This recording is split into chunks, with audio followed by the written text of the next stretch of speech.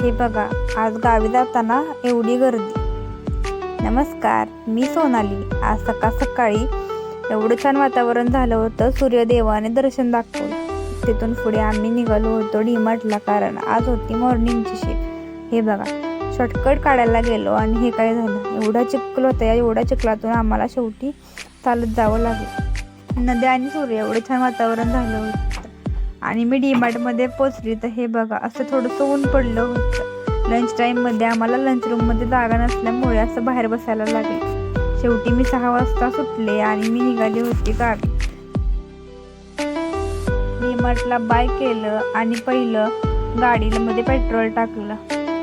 त्यानंतर गाडीची थोडी हवा चेक केली आणि आम्ही निघालो आमच्या प्रवासाला. मी गावी निघाले आणि ट्रॅफिक नाही असं कधीच होणार नाही. बोरगावच्या अलीकडे हे ट्रॅफिक मला नेहमीच लागतं.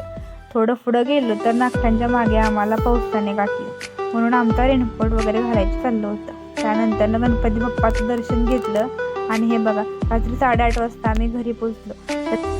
खोडकर रुद्र असा दडून बसला होता, कारण आम्ही तिघं खूप लांबून आलो होतो ना, म्हणून. शेवटी फायनली देव बाप्पासाठी आलो होतो. ते बाप्पाचं दर्शन घेतलं आणि आरती केली. धन्यवाद.